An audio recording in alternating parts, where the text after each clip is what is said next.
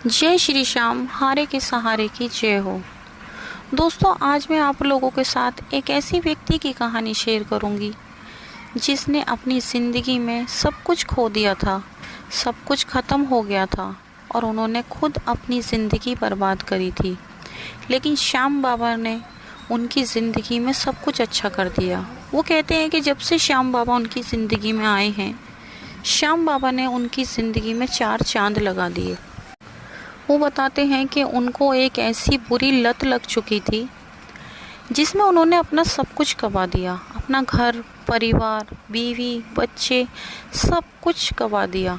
लेकिन श्याम बाबा ने उनकी ज़िंदगी में फिर से रोशनी ला दी, फिर से एक आशा की किरण जगाई और वो किरण ऐसे जगाई कि इनकी ज़िंदगी में फिर से वापस सब कुछ ठीक हो गया। दोस्तों, आज की वीडियो को शुरू करने से पहले अगर अभी तक आपने मेरे चैनल को सब्सक्राइब नहीं किया तो सबसे पहले मेरे चैनल को सब्सक्राइब कर बेल आइकन को ज़रूर प्रेस कर ले ताकि आने वाले वीडियो के नोटिफिकेशन सबसे पहले आप तक पहुंच सकें। और हमारी वीडियो को आगे ज़्यादा से ज़्यादा शेयर करें। अगर आपको वीडियो पसंद आती है तो प्लीज़ वीडियो को लाइक भी करें और कमेंट बॉक्स में जय श्री श्याम ज़रूर लिखें। तो चलिए दोस्तों, शुरू करते हैं।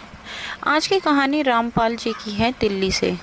रामपाल जी की अपनी एक किराने की दुकान थी, थोक की दुकान, इनकी होलसेल की दुकान थी। इनकी दुकान से बड़े बड़े ऑर्डर आते थे। इनकी दुकान पर भारी मात्रा में सामान जाया करता था।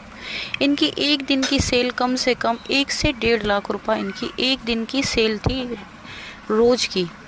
ये बताते हैं कि इनका काम बिल्कुल बढ़िया चल रहा था, सब कुछ अच्छा चल रहा था। इनके काम से इनका घर परिवार का खर्च, इनके बच्चों की स्कूल की फ़ीस, सब कुछ अच्छा चल रहा था। लेकिन इनको एक बहुत बुरी लत लग गई। इन्हें जुआ खेलने की लत लग गई, इन्हें शराब पीने की लत लग गई। वो एक ऐसी लत जो इंसान की ज़िंदगी पूरी तरह बर्बाद कर देती है। इनके दोस्त, जिन्होंने इनकी ज़िंदगी बर्बाद की, ये बताते हैं कि मैं उनका भी क्यों ही नाम लूं, आखिर किया तो मैंने खुद ही है।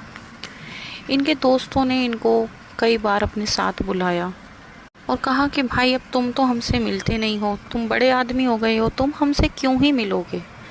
तो ये अपनी दोस्ती को आगे रखते हुए कहते हैं कि नहीं भाई, देखो ऐसा कुछ नहीं होता है ना कि भाई एक इंसान जब कामयाब हो जाता है तो सामने वालों से देखकर कहीं ना कहीं चलता ही है। ऐसा ही कुछ इनके दोस्त भी इनके साथ कर रहे थे। लेकिन इन्होंने फिर भी अपनी दोस्ती को पहला दर्जा दिया। इन्होंने कहा कि नहीं, पहले आप हो, बाद में काम है। आप तो मेरे पुराने दोस्त हो, मतलब ऐसी बड़ी बड़ी बातें अपने आपस में जो करते हैं, ऐसे ही इन्होंने कहा। तो इनके दोस्तों ने इनको ड्रिंक वगैरह कराई। इनसे कहा कि अगर तुम हमें अब भी अपना दोस्त मानते हो तो तुम्हें हमारे साथ बैठकर ड्रिंक करनी होगी। अब देखते ही देखते इनको ऐसी आदत डल गई कि ये रोज़ाना ड्रिंक करने लगी। फिर इनके दोस्तों ने इनको जुआ खेलना सिखाया। इनके साथ इनको ऐसी ऐसी जगहों पर लेकर जाते, तो इनको ये सब चीज़ें अच्छी लगने लगी। इनको इन सब चीज़ों का एकदम से चस्का लग गया। अब ये काम ये रोज़ करने लगे। ये रोज़ अपने दोस्तों के साथ जाते, शराब पीते, जुआ खेलते, फिर शाम को नशे में एकदम धुत होकर अपने घर आते। फिर इनके घर वाले इनको समझाते तो ये उनके साथ भी लड़ाई झगड़ा करते और कहते मुझे कोई समझाने की ज़रूरत नहीं है, मुझे पता है मैं क्या कर रहा हूँ। इस तरीके से ये अपने घर वालों को जवाब देते। देखते ही देखते एक दिन ऐसा आया कि इन्होंने अपना सब कुछ ख़त्म कर दिया। जो इन्होंने अपनी मेहनत से जो इन्होंने अपनी किराने की दुकान खोली थी, वो दुकान भी इनकी धीरे धीरे ख़त्म होने लगी, क्योंकि इन्होंने अपने काम पर ध्यान देना बिल्कुल बंद कर दिया था। ये कभी कभी तो पूरा पूरा दिन गायब रहते, घर से कहकर निकल जाते काम पर जा रहा हूँ, पर शॉप खोलते ही नहीं, अपने दोस्तों के साथ रहते, पूरा पूरा दिन जुआ खेलते।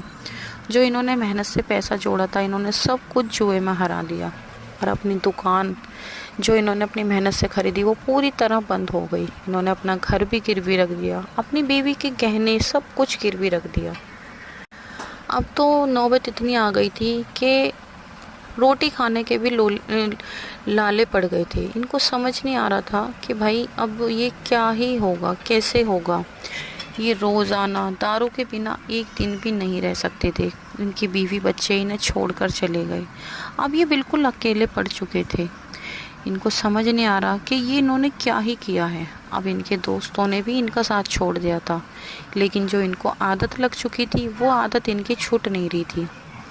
अब ये एक दिन ऐसे ही घर में अकेले बैठे बैठे यही सोच रहे थे कि ये मैंने क्या किया।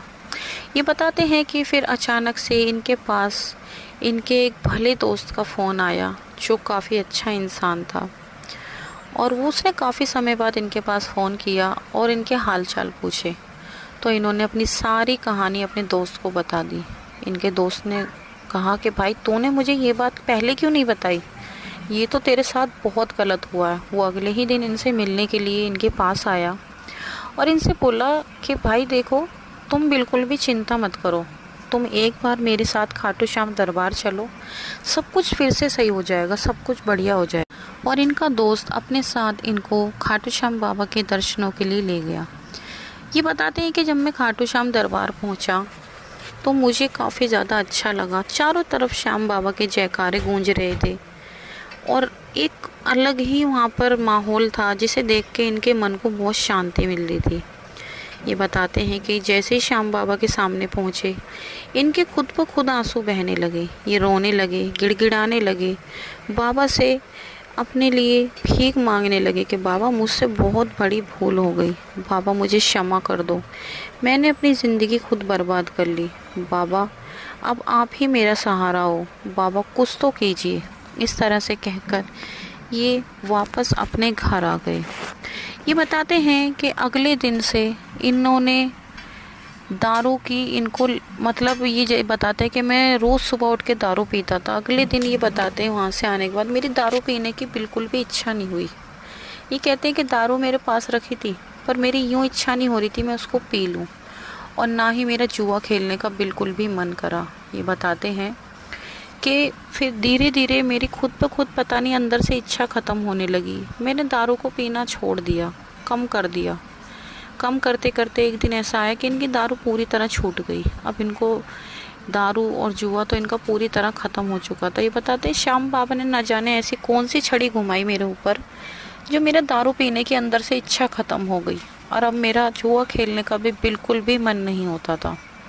अब इनको बस चिंता रहती थी अपने काम की। अब जो इनके पुराने जानकार थे इन्होंने उनसे बात करके कुछ पैसे, करीब 5 लाख की रकम इन्होंने उधार ली और लेकर इन्होंने फिर से अपना काम शुरू किया। ये बताते हैं कि श्याम बाबा ने मुझ पे ऐसी कृपा करी कि 2 महीने में वापस से इनका काम फिर से खड़ा हो गया और पहले से भी बेहतर इनका काम चलने लगा। ये बताते हैं इस बार इन्होंने अपनी पूरी मेहनत ईमानदारी से अपना काम शुरू करा और देखते ही देखते बाबा श्याम की कृपा से 2 से 3 महीने में इनका व्यापार बहुत अच्छा चलने लग गया। इनके बीवी बच्चे वापस इनके पास आ गए और जो इन्होंने कर्ज लिया था वो कर्ज भी इन्होंने उतार दिया, और आज श्याम बाबा की कृपा से इनकी ज़िंदगी फिर से हंसती खेलती हो गई। तो दोस्तों, ये होती है श्याम बाबा की कृपा। ये थी आज की इनकी छोटी सी कहानी। अगर आपको ये कहानी पसंद आई हो तो प्लीज़ हमारे वीडियो को लाइक करें, शेयर करें, कमेंट बॉक्स में जय श्री श्याम ज़रूर लिखें। कल मिलते हैं एक और नई सत्य कहानी के साथ। जब तक के लिए सभी भक्तों को धन्यवाद।